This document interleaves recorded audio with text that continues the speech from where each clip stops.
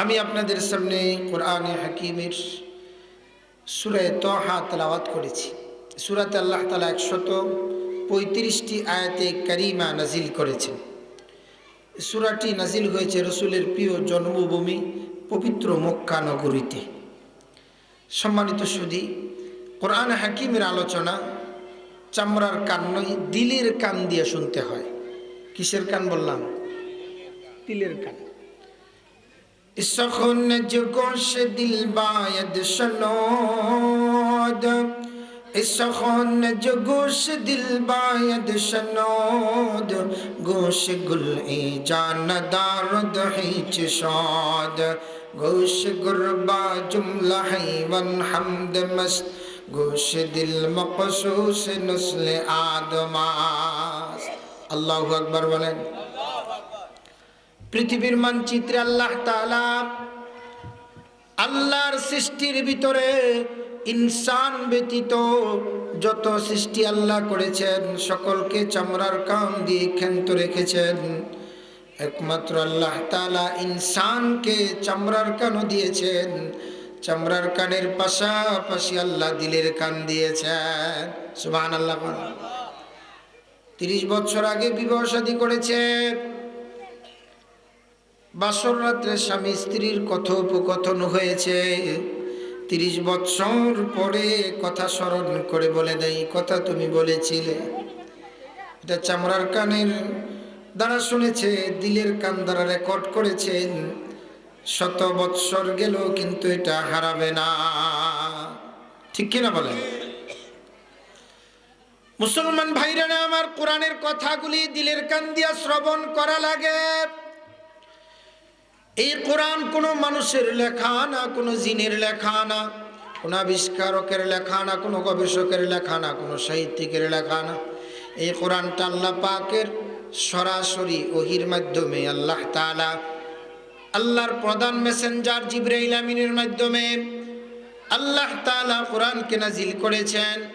জিবরাইল আমিন নবী আরবি রহমাতাল লিল আলামিন সরকার কায়নাত হাবিবি কিবরিয়া আপনার নবী আমার নবী বিশ্ব নবী মুহাম্মদুর রাসূলুল্লাহ সাল্লাল্লাহু আলাইহি ওয়াসাল্লামের কাছে এই কোরআন নিয়ে হীরা পর্বতের গুহায় হাজির হয়েছেন।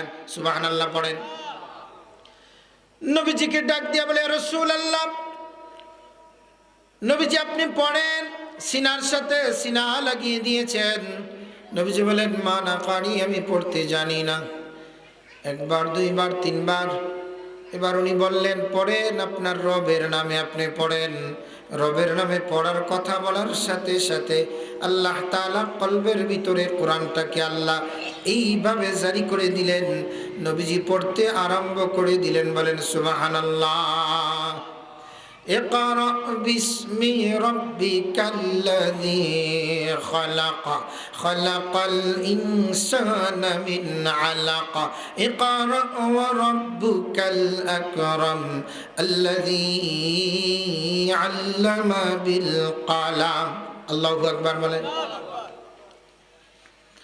সেই কোরআনে হাকিম থেকে আলোচনা হবে। এটা মুনাকাসিম এবং শানওয়ালা কিতাব। পৃথিবীতে লক্ষ লক্ষ মুফাসসিরের আগমন হয়েছে। তারা নিজের থেকে গবেষণা করে করে কোরআনের ব্যাখ্যা করার চেষ্টা করেছে। কোন মুফাসসির এই কথা বলতে পারে নাই, আমি শেষ করে দিলাম, আমার পরে আমার মতন করে কেউ করতে পারবে না, লিখতে পারবে না, গবেষণা করতে পারবে না, বলতে পারবে না। কারণ কি, কোরআনে হাকিম এমন এক আজিম এবং শানওয়ালা কিতাব। এই কোরআনের তাফসীর এক মহা সমুদ্রের নাম।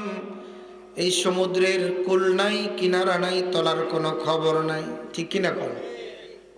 মানুষ মৃত্যুবরণ করেছে কোরআনের তাফসীর করে করে, শেষ করতে পারে নাই।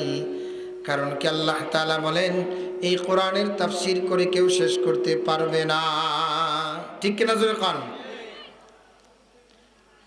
এজন্য এটা আল্লাহ নিজেই নাজিল করেছেন। আল্লাহ বলেন, ইন্না নাহনু নাযালনা যিকরা ওয়া ইন্না লাহু লাহাফিজুন। কোরআন নাজিল করেছেন আল্লাহ। আল্লাহ বলেন, সংরক্ষণটা তোমাদেরকে আমি দেই নাই, এটার দায়িত্বটা আমি আল্লাহ আমার হাতের ভিতরে রেখে দিলাম। বাংলাদেশের মানচিত্রে লক্ষ লক্ষ হাফেজে কোরআন আছে। ইহুদি খ্রিস্টানরা লক্ষ লক্ষ বার চেষ্টা করেছে তারা কোরআনকে যেন পুড়িয়ে দেওয়া হয়, এটা যেন সংস্কার করা হয়, কিন্তু আজও পর্যন্ত বাংলাদেশ নয় তামাম পৃথিবীর মানচিত্রের ভিতরে আপনি তালাশ করে দেখবেন কোরআনের কপিটা ইংল্যান্ডে গিয়ে দেখবেন কোনো পরিবর্তন নাই, জাপানে গিয়ে দেখবেন পরিবর্তন নাই, জার্মানি গিয়ে দেখবেন পরিবর্তন নাই, ভারত গিয়ে দেখবেন পরিবর্তন নাই, আফগানিস্তানে যাবেন পরিবর্তন নাই, ফিলিস্তিনে যাবেন পরিবর্তন নাই। শুধু সূরার পরিবর্তন করবে দূরের কথা, আয়াতের পরিবর্তন করবে দূরের কথা, একটা শব্দের পরিবর্তন করবে দূরের কথা, একটা জের জবরের পরিবর্তন আজ কেউ করতে পারে না। আল্লাহু আকবার বলেন। মুসলমান ভাইরা আমার দিলের কান লাগায় কোরআনের কথাগুলি শ্রবণ করেন।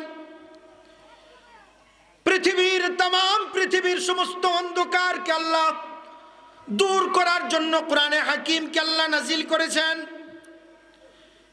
পৃথিবীতে সুদের অন্ধকার, ঘুষের অন্ধকার, বেহায়াপনার অন্ধকার, অত্যাচারের অন্ধকার, জালেমের অন্ধকার, এই দুনিয়ার মানুষ শুধু তাই নয়, হত্যা, ধর্ষণ, মামলা হামলার অন্ধকার পৃথিবীটা ছেয়ে গিয়েছে। আল্লাহ তাআলা বলেন, তুমি যদি ইংরেজদের এই পচাগান্দা আইন কানুন মেনে তুমি সংস্কার করার চেষ্টা করো, মানুষকে সংস্কার করা যাবে না, মানুষ সংশোধিত হবে না। মদের যে মদ পান করবে তাকে আসামি করবা, যে জিনা করবে তাকে আসামি করবা না। আগে আইন করে জিনা বন্ধ করতে হবে, আইন করে মদের সাপ্লাই বন্ধ করতে হবে, তাহলে ঠিক হয়ে যাবে। ঠিক কিনা জোরে খান। এজন্য কোরআন জানিয়ে দিয়েছেন, আলিফ লাম রা কিতাবুন আনজালনাহু ইলাইকা লিতুখরিজান নাস মিনাল যুলুমাতি ইলান নূর। আল্লাহু আকবার বলেন। তামাম পৃথিবীর সব অন্ধকার দূরীভূত করার জন্য আল্লাহ কোরআনে হাকিমকে নাজিল করেছে। এই সেই কোরআন, আজিম এবং শানওয়ালা কথা। এটা আমি কি পড়বো, আমি কি ব্যাখ্যা করব? দরি দরিয়ায়ে বেপায়া, দরি তুফানে মুজাফজা, দরি দরিয়ায়ে বেপায়া, দরি তুফানে মুজাফজা, দিল আফগন্দি মে বিসমিল্লাহি মাজরেহা ওয়া মুরসাহা। উলুল আজম দামি পয়গম্বর আবুল বাশার যাকে বলা হয়, পৃথিবীর মানচিত্রে আল্লাহ একজন পয়গম্বরকে শুধু আবুল বাশার বানাই নাই, আদম আলাইহিস সালাম, আদম সফিউল্লাহর পরে আল্লাহ তাআলা দ্বিতীয় আবুল বাশার বানিয়েছেন নূহ আলাইহিস সালামকে। নূহ আলাইহিস সালাম তার কিস্তিকে বাসানোর সময় দোয়া পড়েছিলেন, বিসমিল্লাহি মাজরেহা। কি পারি না আমরা? বিসমিল্লাহি মাজরেহা ওয়া মুরসাহা ইন্না রাব্বি লাগফুরুর রহিম। একজন মুফাসসির তার তাফসীরের কিতাব আরম্ভ করার প্রারম্ভে শুরু করলেন, দরি দরিয়ায়ে বেপায়া, দরি তুফানে মুজাফজা, দিল আফগন্দি মে বিসমিল্লাহি মাজরেহা ওয়া মুরসাহা। মুফাসসিরিন কেরাম লিখেছেন, কোরআনে হাকিম এমন এক আজিম এবং শানওয়ালা কিতাব, যেটার ব্যাখ্যা বিশ্লেষণ করে দুনিয়াতে কেউ শেষ করতে পারে নাই, পারবে না। কাজে আমি কোরআনের কারীমের তাফসীর শুরু করার আরম্ভে এই দোয়াটা পড়ে শুরু করলাম। যেরকম নূহ নবীর মহাপ্লাবনের পানির কোনো কোন কিনারা ছিল না, কিস্তি ভাসিয়ে দিয়েছে, এই কোরআনের ব্যাখ্যার কোনো কোন কিনারা নাই, আমি কোরআনের তাফসীরটার উপরে ভাসিয়ে দিলাম। সুবহানাল্লাহ। আল্লাহ তাআলা বলেন, তাহা মা আনজালনা আলাইকাল কুরআনা লিতাশকা। তাহা হরফুল মুকাত্তাআত। মুফাসসিরিন কিরাম লিখেছেন, এই তাহার ভিতরে দুটি হরফ আছে। কয়টি হরফ? জোরে কোন, কয়টি হরফ? এই দুই হরফের ব্যাখ্যা মুফাসসিরিন কেরামরা জানে না এই দুই হরফের ব্যাখ্যা আল্লাহ তাআলা জানেন আর তার হাবিব জানেন। আল্লাহ গোপনে গোপনে তার হাবিবের সাথে কথোপকথন করেছেন কোরআনে হাকিমের অনেক জায়গায়, যেটা আল্লাহ জানে, আল্লাহর হাবিব জানে, দুনিয়ার কেউ জানে না। সুবহানাল্লাহ।